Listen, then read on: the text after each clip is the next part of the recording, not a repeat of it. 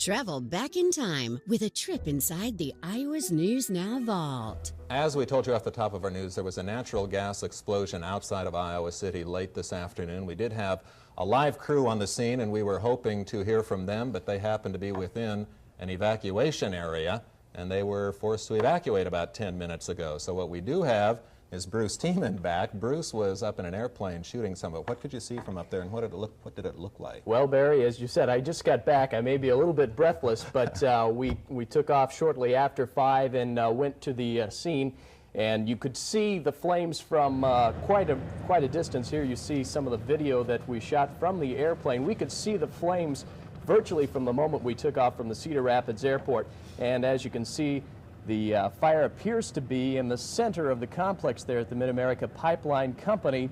There didn't appear to be anything close by, but the heat must have been intense.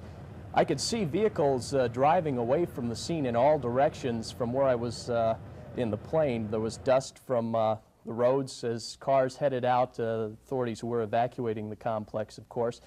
No word, as I understand yet, on any casualties or injuries in that explosion and subsequent fire.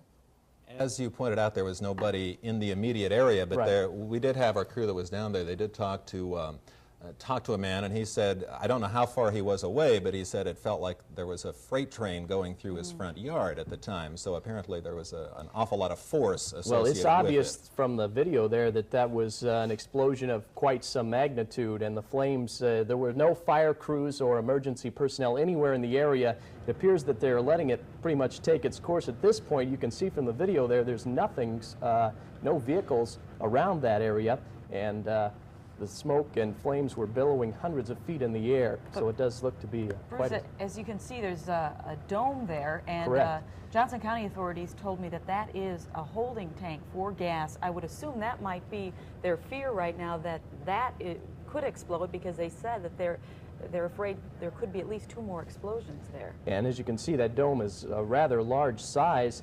The flames, again, visible there.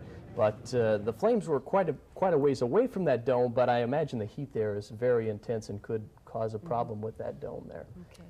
Originally, they were evacuating an area of about 2.5 miles. That has since been extended to a 4-mile radius for evacuation. So we do have a number of crews on the scene down there, and we intend to have everything for people tonight at 10. Yeah, thanks for your information, Bruce. This is 2 Action News at 10. A liquid propane fire continues to burn tonight in Johnson County. That fire started late this afternoon at the Mid-America Pipeline facility, 6 miles east of Iowa City on Highway 6. Daryl Adams has been on the scene of the fire all evening. Daryl, what's the latest in terms of continuing safety concerns?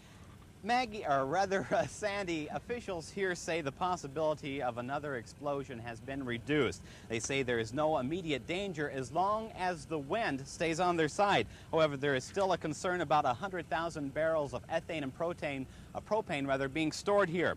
They say the biggest problem right now, however, is not the fire, but all the people here trying to get a closer look. Pat McCarney, Civil Defense Director for Johnson County, says he's trying to tell everyone to just stay away. Daryl, the main thing that we want to emphasize with all of our residents of Johnson County is to please stay away from the immediate area. There is a definite emergency there, and we do not want people out there. The sheriff is out there, the firefighters are out there, all the emergency service personnel are there. Sightseers, this is not the time for them to be there. We're not sure what may transpire yet tonight. A 2.5-mile radius of the fire has now been evacuated. Officials say the evacuation has only affected several families because of the pumping station's rural location, John. And that's one fortunate thing about this, Daryl. It is happening in a very rural area. One of the families that is remaining behind, however, is doing so of its own free will. They're doing hot chocolate and coffee for the firefighters. And I talked to the gentleman of the household. He says he heard the fire beginning. My wife and I were sitting there watching television. All of a sudden we started hearing this rumbling sound, and it really sort of sounded like a freight train coming through.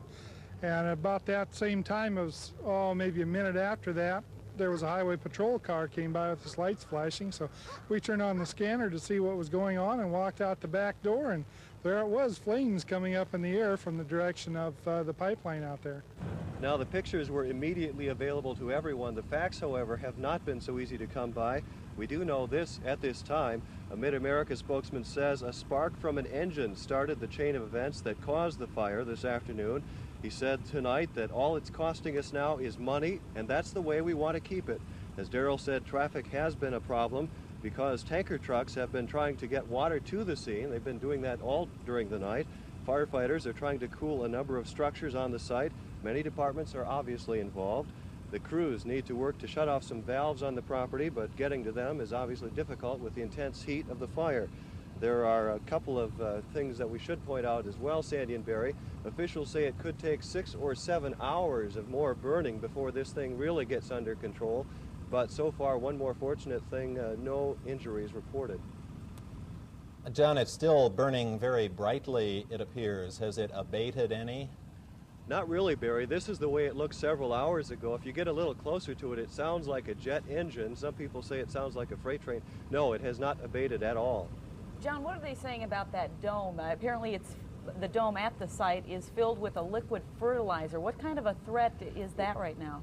Well, it's a possibility that it's fertilizer. We've got conflicting reports as to whether it's fertilizer or that ethylene propane combination that Daryl talked about.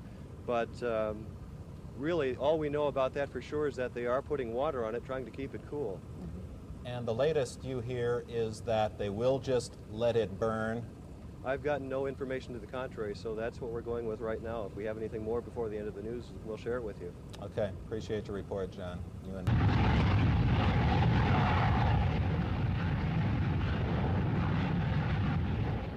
The burning ethane propane mixture leaking from this wellhead remains out of control, but officials of Mid-America Pipeline Company say conditions have stabilized and they believe the chances of another explosion at the pumping station are minimal. The blaze started Saturday afternoon at the facility about 5 miles southeast of Iowa City, and pipeline company officials say they still don't know what touched off the blast. We think maybe we might have had a failure of a fitting, but we're not sure, and it's been too hot to get in there to investigate. Company officials also say they have no estimate of losses and damages in the fire. Johnson County officials and Iowa State troopers still have a 1-mile perimeter around the pumping station sealed off, but they allowed most of the residents who were forced out of their homes earlier to return. An evacuation order Saturday night forced about 75 families to seek shelter elsewhere. We evacuated from there. We went to town, and they said a 5-mile radius from there maybe should be evacuated, so we went on down to my folks in Lone Tree. More than 200 firefighters from a dozen Johnson County departments have been busy fighting the intense flames and shuttling semi-loads of water to the scene. The biggest problem with fighting a blaze like this is you're out in a rural area where you don't have any water, and everything has to be hauled in. To control a fire like you see in the background there, it takes millions or hundreds of gallons of water. Right now, we figured we put over 200,000 gallons of water on that fire. Company officials say the underground reservoir feeding the fire contains 5.5 million gallons of the chemical, a non-toxic but highly flammable product used in the manufacture of plastic. The pipeline firm will attempt to smother the blaze with a nitrogen compound sometime Monday. Officials say wind conditions have been favorable, carrying heat and fumes away from other structures at the pumping station. Authorities say if all efforts to extinguish the blaze are unsuccessful, the fire may have to burn itself out, a process that could take up to 5 days or longer. Bruce Tiemann, 2 Action News, Johnson County. Efforts to cap the roaring fire at the Mid-America Pipeline Company storage facility near West Branch have been unsuccessful. The fire follows an explosion Saturday night. Daryl Adams has been covering this story and is live now near the site of the fire. Daryl, how did the firefighters plan to extinguish the fire? Maggie, they'd hoped to smother the fire with nitrogen and then get to a valve and shut off the natural gas feeding the fire. However, they abandoned that plan this morning and say now they'll just let the fire burn itself out, a plan which could take up to 5 days.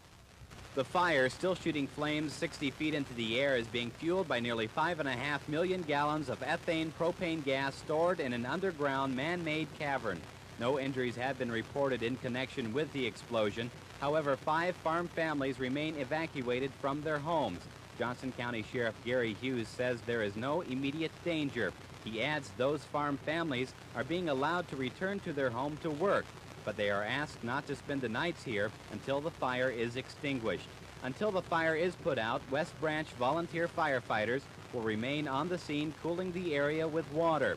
And 5 semis like this one will continue hauling water from the nearest supply in Iowa City.